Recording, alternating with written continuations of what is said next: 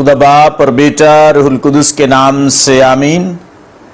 मसीह खुदावंद में मेरे अजीजों, आज हम 25वें इतवार की इबादत खुदा की ज़ुरी में गुजरानते हैं और आज की पाक तलावतें जो कि अशाया नबी का सहीफ़ा उसका 55 बाब उसकी चंद आयात हैं।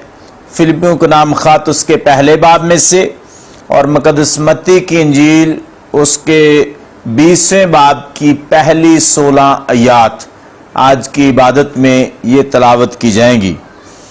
मसीह खुदावंद में मेरे अजीजों, आज की पहली तलावत इंसान के ख्यालात को बयान करती है, खुदा के ख्यालात के बारे में बताती है और यही बात हमें अंजील मुक़द्दस में से भी नजर आती है। खुदा के कलाम में हम पढ़ते हैं कि इंसान के दिल के ख्यालात का तसव्वुर हर वक्त बदी की तरफ माइल रहता है, यानी इंसान हर वक्त बदी के मतलब सोचता है, बदी को अमल में लाना चाहता है। उसका जो तफक्कर है, सोचने का जो अंदाज है और उसकी जो फिक्री सलाहियत है, आम तौर पर ये बदी की तरफ माय रहती है। इंसान बदी करना चाहता है।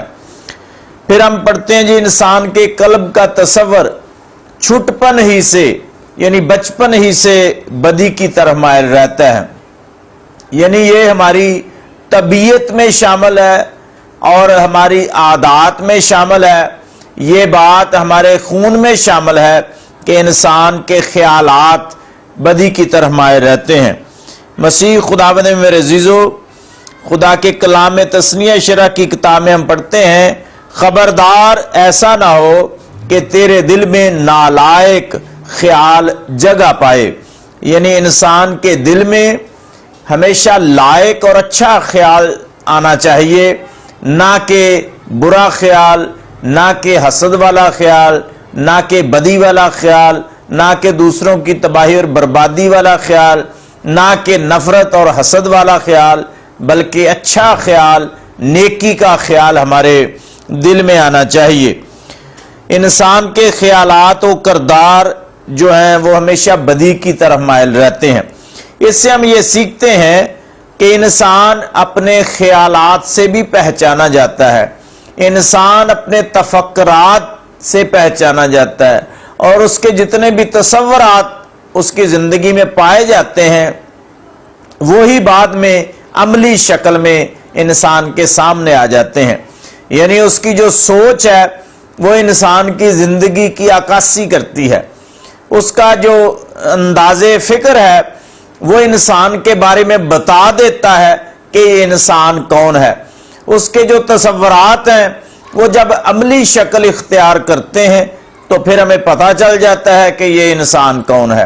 तो इसलिए हम किसी के तसव्वुरात को, ख्यालात को बुनियाद बनाकर हम किसी के बारे में एग्जामिन कर सकते हैं, किसी के बारे में हम जान सकते हैं, किसी की जिंदगी को हम पढ़ सकते हैं कि फलां शख्स कैसा है और उसकी जिंदगी कैसी है और उसका अंदरून कैसा है, उसका बातन कैसा है। यह हम इंसान के ख्यालात को जानकर या उनके बारे में अंदाजा लगाकर हम बहुत सी बातें दरियाफ्त कर सकते हैं। पहली तलावत ये बताती है कि जब तक खुदा पाया जाए उसकी तलाश करो। तो खुदा तो हर वक्त पाया जाता है, इसलिए हमें हर वक्त उसकी तलाश करनी चाहिए। फिर हम पढ़ते हैं जब तक करीब है उसकी तलाश करो। तो खुदा हमेशा हमारे करीब है, हमेशा हमारे इर्द गिर्द रहता है, जहां हम जाए हमारे साथ जाता है, जहां हम रहें हमारे साथ रहता है। तो खुदा हमेशा इंसान के साथ साथ रहता है, उसके पास रहता है। फिर हम इसी तलावत में पढ़ते हैं कि जो शरीर है अपनी शरारत को तर्क कर दे। ऐसा रवैया जो शरारत वाला है वो शरीर इंसान को तर्क कर देना चाहिए। और जो बुरे ख्यालात का मालिक है, खताकार है, वो अपनी खता से और बुरे ख्यालात से तौबा करे और उन्हें तर्क कर दे। फिर हम इसी तलावत में पढ़ते हैं कि इंसान के ख्यालात और खुदा के ख्यालात में बहुत ज्यादा फर्क है। इंसान के ख्यालात और हैं, खुदा के ख्यालात और हैं। इंसान और तरीके से सोचता है, خدا اور طریقے سے تصور کرتا ہے، خدا اور طریقے سے فکر کرتا ہے، انسان اور طریقے سے سوچتا ہے۔ تو آج کی جو انجیل مقدس ہے اس میں ہم پڑھتے ہیں کہ خدا کی مثال یا آسمان کی بادشاہ کی مثال اس مالک مکان کی مانند ہے جو اپنے گھر سے تڑکے نکلا، یعنی جو خدا ہے یا مالک مکان ہے جو آسمان کی بادشاہی کا مالک ہے، وہ کام کرتا ہے اور تڑکے اٹھتا ہے۔ یعنی اس سے ہم یہ بھی سوچتے ہیں کہ ہماری زندگی کی کامیابی و کامرانی کا دار و مدار ہماری زندگی کے صبح اٹھنے پر ہے کہ ہم کتنی جلدی اٹھتے ہیں اور کتنا ہم کام کرتے ہیں۔ دانشور کہتے ہیں کہ جو انسان کامیاب ہونا چاہتا ہے وہ سورج کے جاگنے سے پہلے جاگے اور سورج کے نکلنے سے پہلے اپنے گھر سے نکلے، سورج کے اٹھنے سے پہلے اٹھ جائے تو اس کی زندگی کی کامیابی کی دلیل دی جا سکتی ہے، ثبوت دیا جا سکتا ہے۔ تو مالک مکان تڑکے نکلا تاکہ اپنے تاکستان میں مزدور لگائے۔ تاک انگور کی بیل کو کہتے ہیں، تاکستان یعنی انگوروں کی بیلوں کا باغ، یعنی ایسا باغ جس میں انگور ہی انگور نظر آتے ہیں اور انگور کاشت کیے گئے ہیں، انگوروں کی بیلیں کاشت کی گئی ہیں، اس باغ کو تاکستان کہتے ہیں۔ وہاں پر مزدور لگانے کے لیے مالک مکان گھر سے نکلا ہے اور وہ بازار میں گیا جہاں مزدوروں کا اڈا ہوگا، وہاں پر جا کر وہ مزدوروں کو اپنے کھیت میں مزدوری پر لگاتا ہے اور اس نے 1 دینار روزانہ کا ٹھہرا کر مزدوروں کو مزدوری پر لگایا، یعنی چند مزدور اپنے کھیت میں بھیجے اور مزدوری 12 گھنٹے کی 1 دینار ٹھہرائی گئی۔ پھر وہ تیسری گھڑی کے قریب یعنی تقریباً 9 بجے کے قریب باہر گیا اور اس نے پھر لوگوں کو دیکھا اور ان سے کہا کہ تم یہاں کیوں بیکار کھڑے ہو؟ انہوں نے کہا جی ہمیں کسی نے کام پہ نہیں لگایا۔ تو اس نے کہا کہ جاؤ میرے کھیت میں کام کرو، جو واجب ہوگا تمہیں دیا جائے گا۔ وہ بھی کام پہ لگ گئے۔ پھر اس نے 6 اور 9 گھڑی کے قریب پھر لوگوں کو دیکھا اور انہیں بھی اپنے کھیت میں کام پر لگایا۔ پھر اس نے 11ویں گھڑی کے قریب باہر جا کر لوگوں کو بیکار کھڑے دیکھا اور ان سے اسی طرح کہا کہ تم تمام دن یہاں کیوں بیکار کھڑے رہے ہو؟ جاؤ میرے تاکستان میں کام کرو۔ اس میں ہم 3 رویے دیکھتے ہیں، 3 قسم کی اجرت ہمیں نظر آتی ہے کہ پہلے مزدوروں کے ساتھ جنہوں نے 12 گھنٹے کام کیا 1 دینار مقرر کیا گیا ہے، ٹھہرایا گیا ہے، ان کے ساتھ عہد کیا گیا، وعدہ کیا گیا ہے کہ 12 گھنٹے کام کرو تمہیں 1 دینار دیا جائے گا۔ جبکہ جو تیسری گھڑی کے قریب مزدور لگائے گئے تھے ان سے کہا گیا جو واجب ہے تمہیں دوں گا۔ باقی مزدوروں کے ساتھ مالک نے کوئی مزدوری کی بات نہیں کی، انہیں صرف کام پہ لگایا ہے۔ تو جب شام ہو گئی تو مالک مکان نے اپنے کارندے کو بلایا، یعنی مینیجر کو یا سپروائزر کو یا جو بھی اس کا کارندہ تھا اس کو بلا کر اس سے کہا کہ مزدوروں کو بلا اور پچھلوں سے لے کر پہلوں تک سب کی مزدوری دے دے۔ ہمارا تصور یہ ہے کہ جو کام پہ پہلے آیا ہے ہم اسے پہلے مزدوری دیتے ہیں، جو زیادہ کام کرتا ہے انسان کی سوچ یا انسان کا تصور یہ ہے کہ اسے زیادہ پیسے دیے جائیں، اور یہی بات ہمیں اس تمثیل میں بھی دیکھنے کو ملتی ہے۔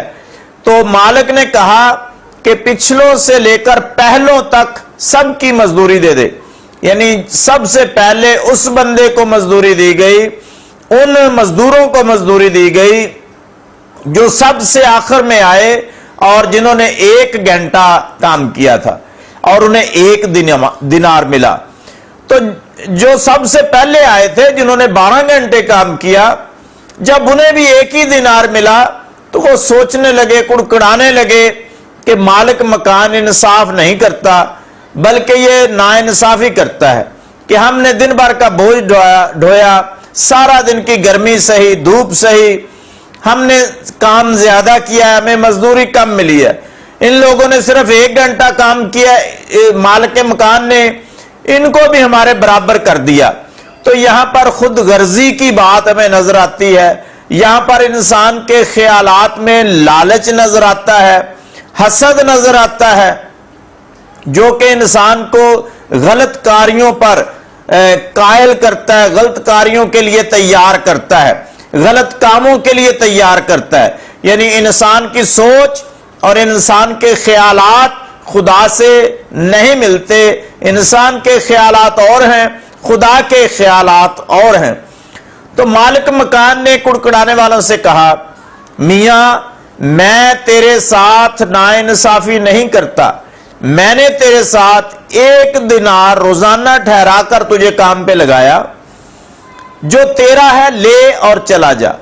मेरी मर्जी यह है कि जो कुछ तुझे देता हूं वही जो बाद में आया है, पिछला है, उसे भी दूं। या मेरी मर्जी है कि मैं अपने माल के साथ क्या करता हूं, मैं किसको बांटता हूं, किसको दे देता हूं, यह मेरी मर्जी है, मेरी खुशी है कि मैं जिसको चाहूं जितना चाहूं दे दूं। तू मेरे मतलब गलत बातें क्यों सोचता और उसका इजहार क्यों करता है? फिर उसने फरमाया कि अव्वल आखिर हो जाएंगे और आखिर अव्वल हो जाएंगे। मसीह खुदावंद में मेरे अजीजों, ये तलावतें हमें मुस्बत सोचने के लिए, मुस्बत सोच अपनाने के लिए, अच्छे ख्यालात अपनाने के लिए दर्स देती है। खुदा सबको बरकत देना चाहता है।